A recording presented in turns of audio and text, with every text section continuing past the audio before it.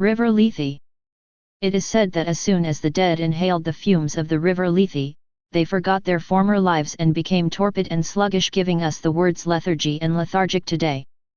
This fits with the concepts of the afterlife in some other ancient cultures. For instance, the early Semites believed that Sheol, the Hebrew afterworld, was a dank and misty place through which the spirits of the dead wandered aimlessly, only dimly able to recall any aspect of their former lives. They were largely harmless, ineffectual entities about whom the living were not terribly bothered and who, in general, did not interact at all with the material world.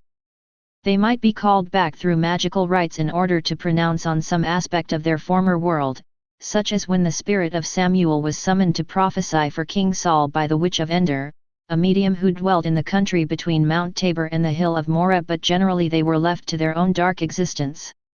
However, by the time Socrates was forced by the Athenian authorities to drink the hemlock that killed him in 399 BC, the perception of the dead had changed dramatically, at least in classical Greece. No longer were they the compliant, ineffective spirits, they were now robust and active, wandering about burial grounds late at night and making their presence known. They shouted abuse, they tormented and terrorized passers-by, and they sometimes attacked the living and even killed them. They could threaten their descendants and maim former neighbors. Rather than ignoring the spirits as they had done in former years, the living now feared them. These returning specters were not the insubstantial, wafting shades of Victorian melodrama with which we are familiar, rather these were the corporeal, substantial figures that they had been in real life.